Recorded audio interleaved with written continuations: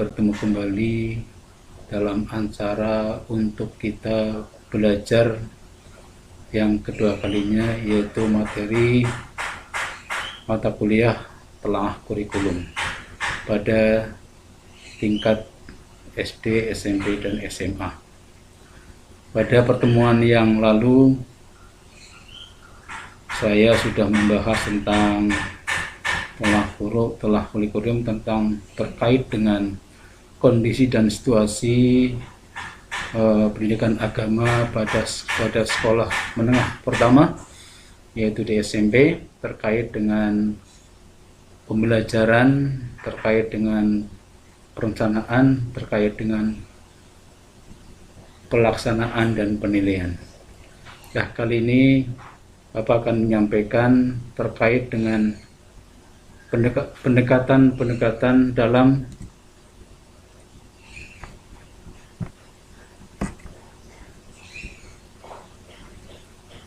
pengembangan kurikulum atau telah kurikulum. Yang pertama adalah hakikat pendekatan pengembangan kurikulum. Pendekatan dapat diartikan sebagai titik tolak atau sudut pandang seseorang terhadap suatu proses tertentu. Istilah pendekatan merujuk kepada pandangan tentang terjadinya suatu proses yang sifatnya masih sangat umum. Dengan demikian, pendekatan pengembangan kurikulum menuju pada titik tolak atau sudut pandang secara umum tentang proses pengembangan telangah kurikulum. Pengembangan kurikulum mempunyai makna yang cukup luas. Menurut Sukmadinata pada tahun 2000, dia mengatakan bahwa kurikulum bisa berarti penyusun kurikulum yang sama sekali baru, bisa juga menyempurnakan kurikulum yang telah ada.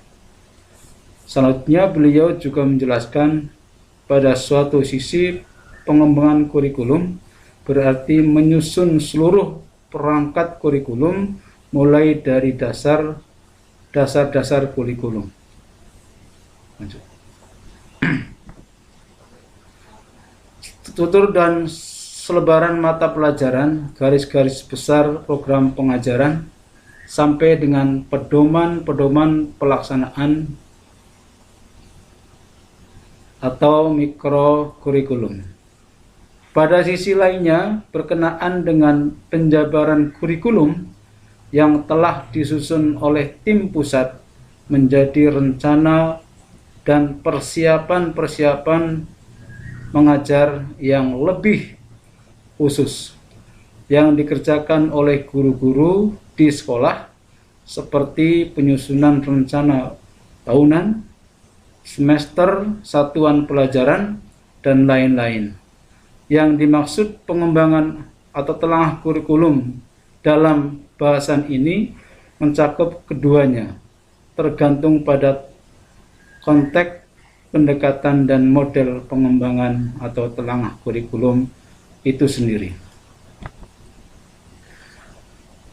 Pendekatan lebih menekankan pada usaha dan penerapan langkah-langkah atau cara kerja dengan menerapkan suatu strategi dan beberapa metode yang tepat, yang dijalankan sesuai dengan langkah-langkah yang sistematik untuk memperoleh hasil kerja yang lebih baik.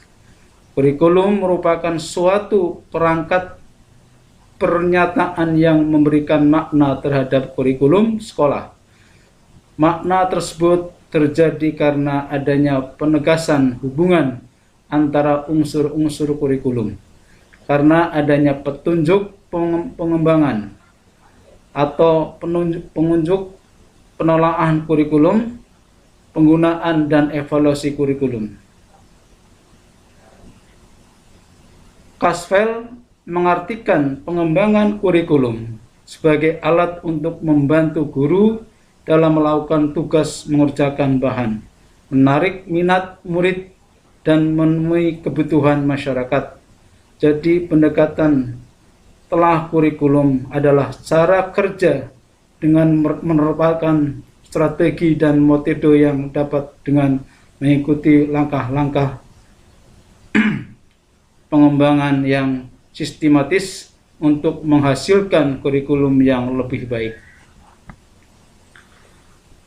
Selanjutnya, jenis-jenis pendekatan kurikulum. Yang pertama adalah beberapa pendekatan-pendekatan yang dikembangkan oleh para pengembang tersebut, yakni pendekatan subjek akademik. Pada pendekatan subjek akademik menggunakan bidang studi atau mata pelajaran sebagai dasar organisasi kurikulum, misalnya matematika, sains, sejarah, geografi atau IPA, IPS, dan sebagainya, seperti yang lazim didapati dalam sistem pendidikan sekarang ini di semua sekolah dan perguruan tinggi. Yang diutamakan dalam pendekatan ini adalah penguasaan bahan dan proses dalam disiplin ilmu tertentu, karena setiap ilmu pengetahuan memiliki sistematis tertentu dan berbeda dengan sistematisasi ilmu lainnya. Telah kurikulum subjek akademik dilakukan dengan cara menetapkan terlebih dahulu mata pelajaran apa yang harus dipelajari peserta didik yang diperlukan untuk persiapan pengembangan disiplin ilmu. Kurikulum subjek akademik tidak berarti hanya menekankan pada materi yang disampaikan dalam perkembangannya secara berangsur-angsur, memperhatikan proses belajar yang dilakukan siswa. Proses belajar yang dipilih sangat bergantung pada hal apa yang terpenting dalam materi tersebut. Sekurang-kurangnya ada 3 pendekatan dalam telaah kurikulum subjek akademik. Yang pertama adalah pendekatan kurikulum. Pendekatan pertama melanjutkan pendekatan struktur pengetahuan. Murid-murid belajar sebagaimana memperoleh dan menguji fakta-fakta dan bukan sekedar mengingat-ingatnya. Yang kedua adalah pendekatan kedua adalah studi yang bersifat integratif. Pendekatan ini merupakan respon terhadap perkembangan masyarakat yang menuntut model-model pengetahuan yang lebih komprehensif dan terpadu. Pelajaran tersebut atas satuan-satuan pelajaran, dalam satuan-satuan pelajaran tersebut batas-batas ilmu menjadi hilang. Pengorganisasian tema-tema pengajaran didasarkan atas fenomena-fenomena alam, proses kerja ilmiah, dan problem-problem yang ada. Yang ketiga adalah pendekatan yang dilaksanakan pada sekolah-sekolah fundamentalis. Mereka tetap mengajar berdasarkan mata-mata pelajaran dengan menekankan membaca, menulis, dan memecahkan masalah-masalah matematis. Pelajaran-pelajaran lain seperti ilmu kealaman, ilmu sosial, dan lain-lain dipelajari tanpa dihubungkan dengan kebutuhan praktis memecahkan masalah dalam kehidupan.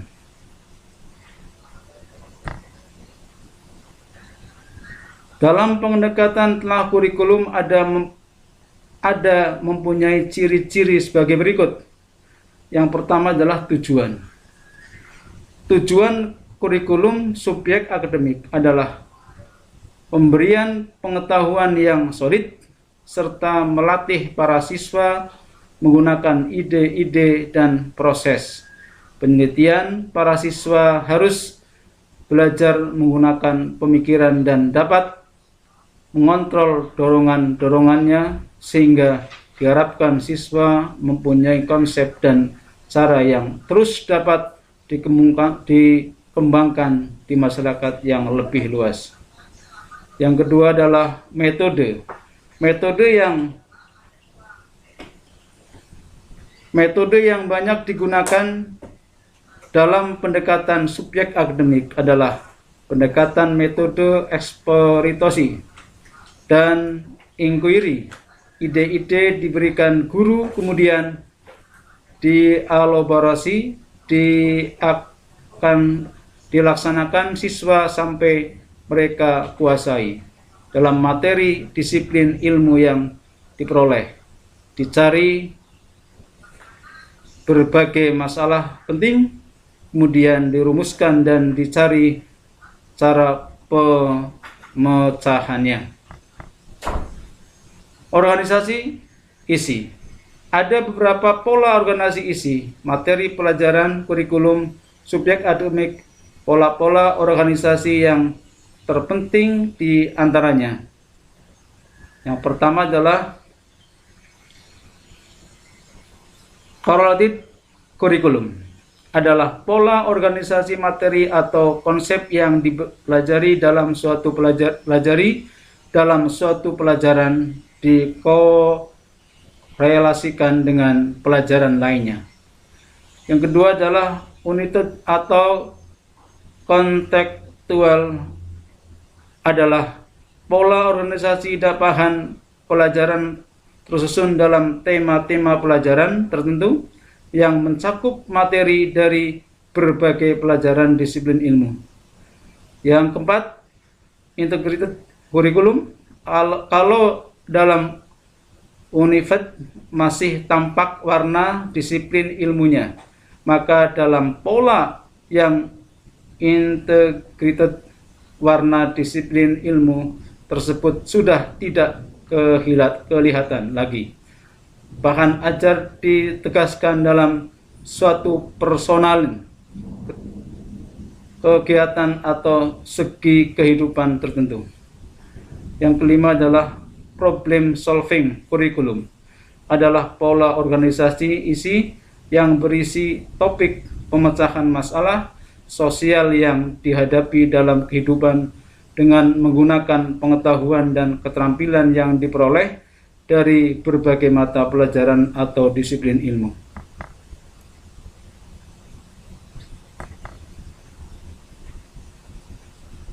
Selanjutnya adalah kurikulum subjek akademik menggunakan bentuk evaluasi yang bervariasi sesuai dengan tujuan dan sifat mata pelajaran.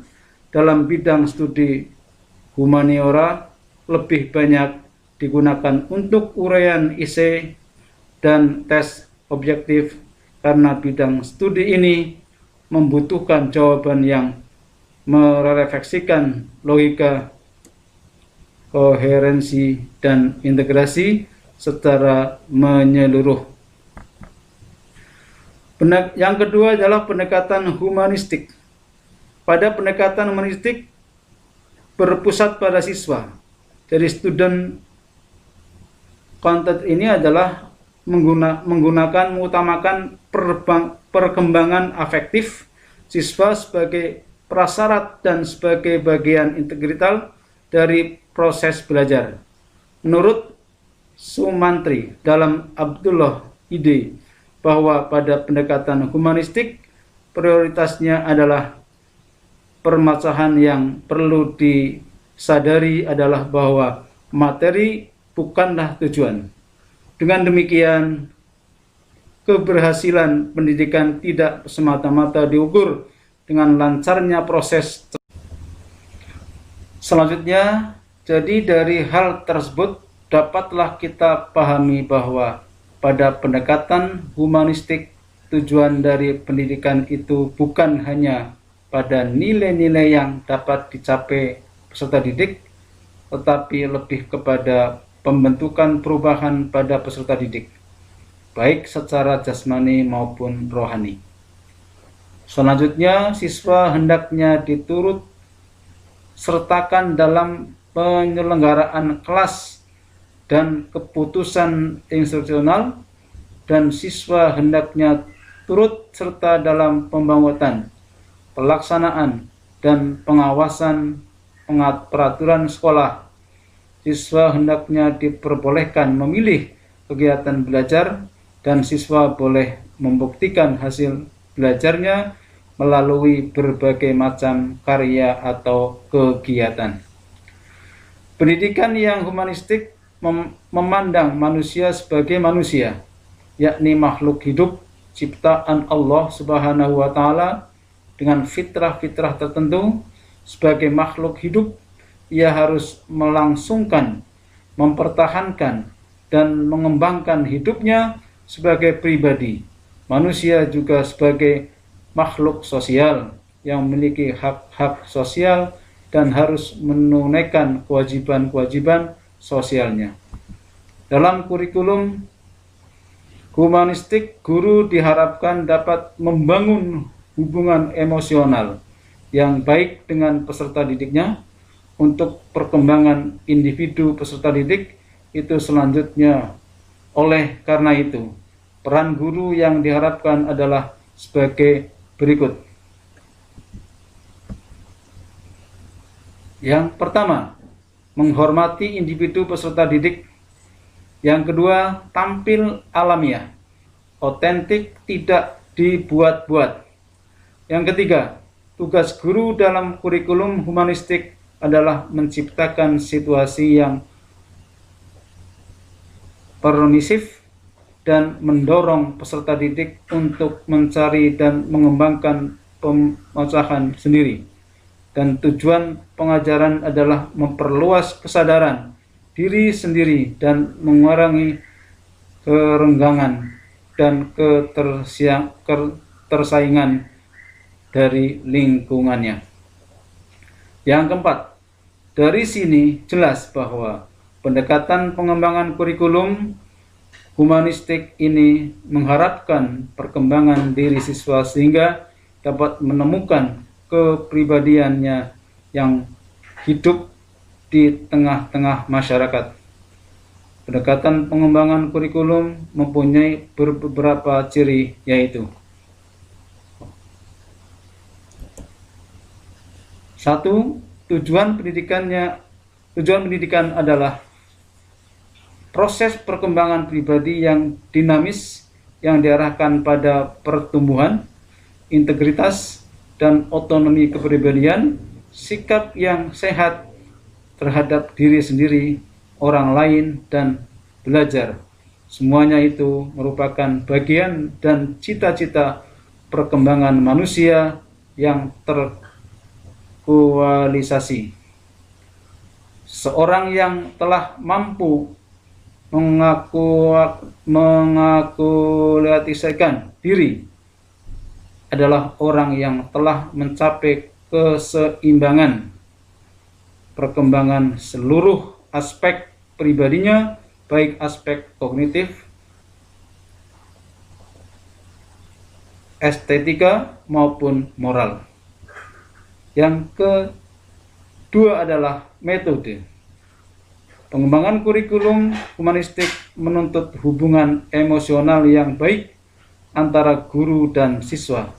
Karenanya menuntut kemampuan guru untuk memilih metode pembelajaran yang dapat menciptakan hubungan yang hangat antara guru dengan murid, antara murid dengan murid, dapat memberikan dorongan agar saling percaya.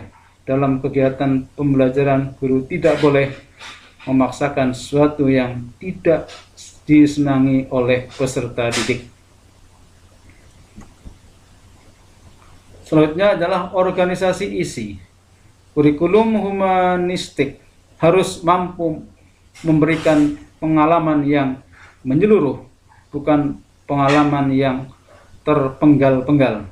Karenanya peran guru yang diharapkan adalah sebagai berikut. Yang pertama, mendengarkan pandangan realitas peserta didik secara komprehensif. Yang kedua, menghormati individu peserta didik. Dan yang ketiga adalah tampil alamiah, otentik, tidak dibuat-buat. Yang kelima adalah evaluasi.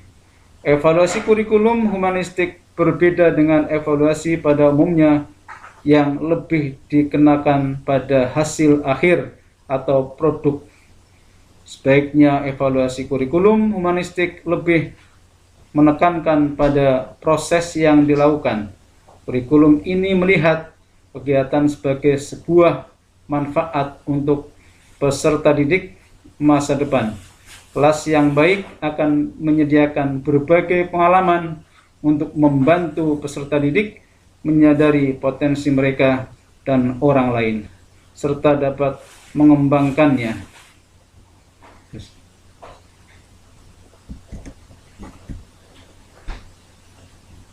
Yang selanjutnya adalah evaluasi.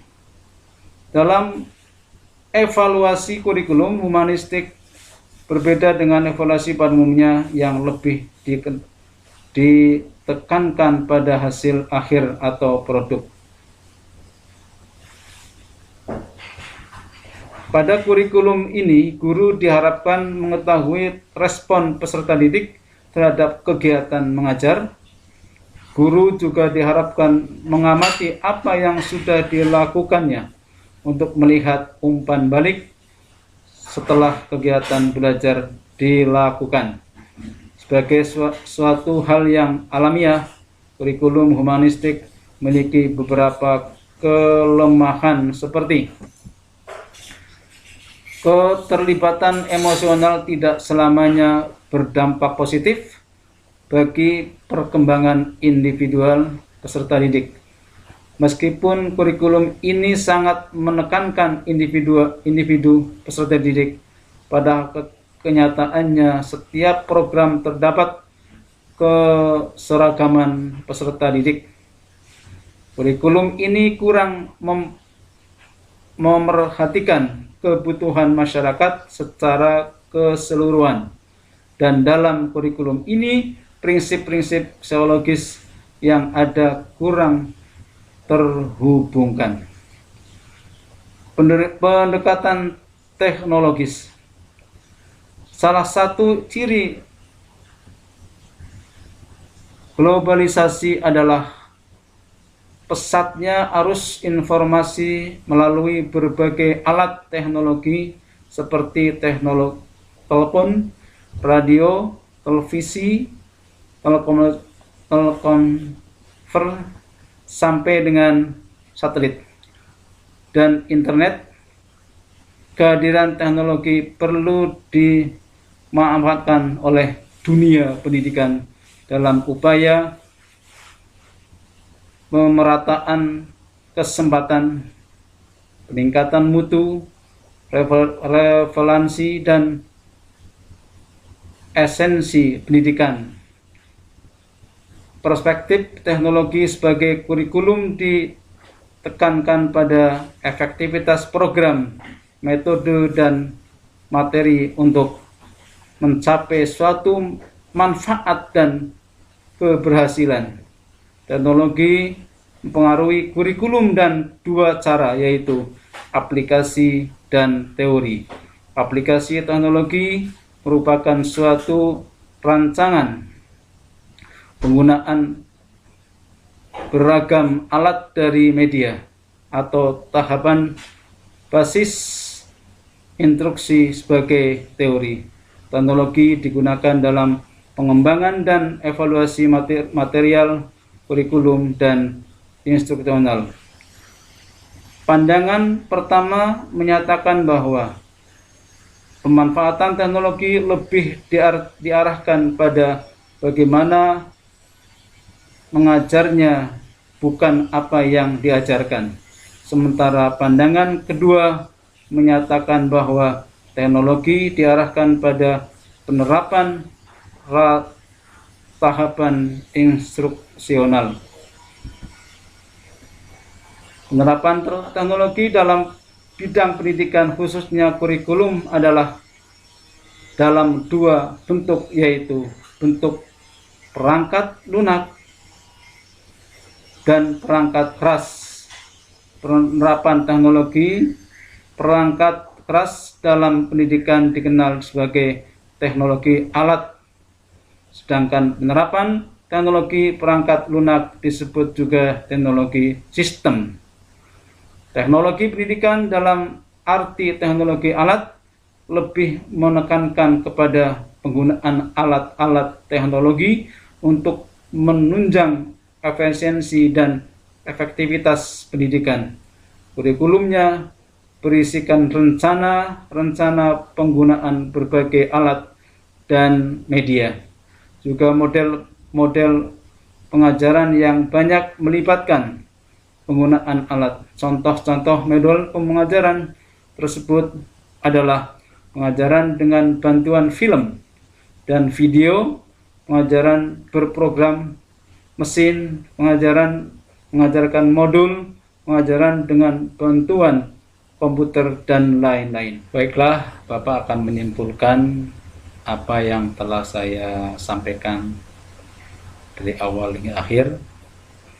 Yang pertama, bahwa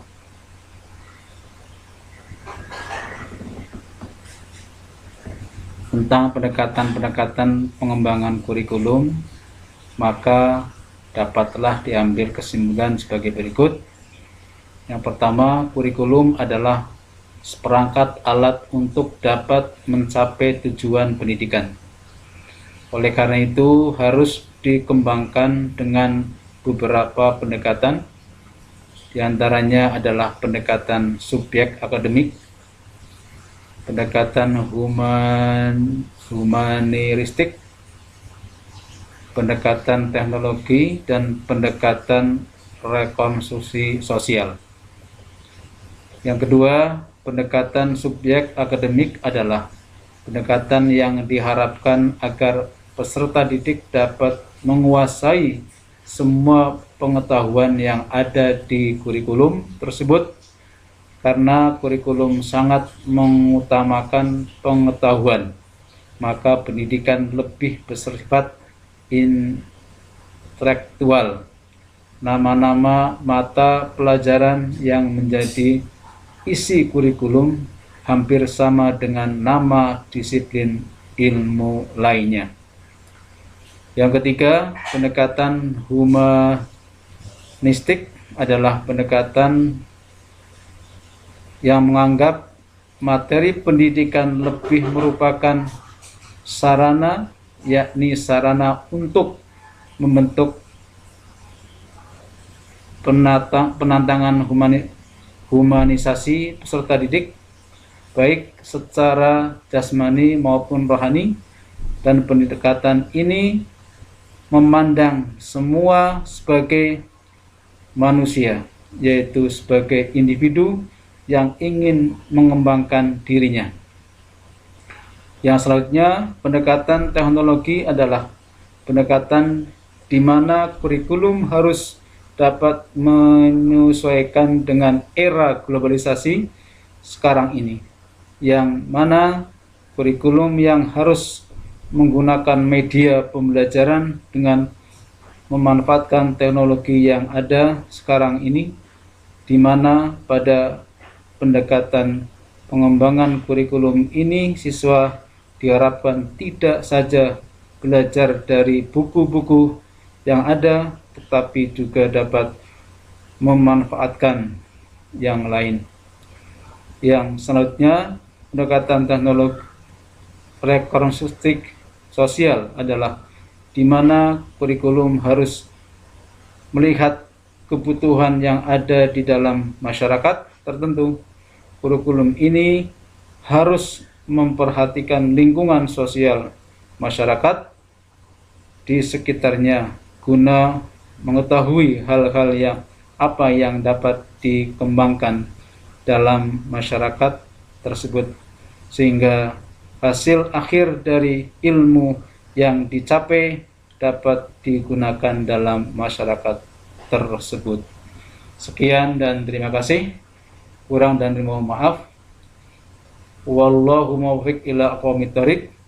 Wassalamualaikum warahmatullahi wabarakatuh.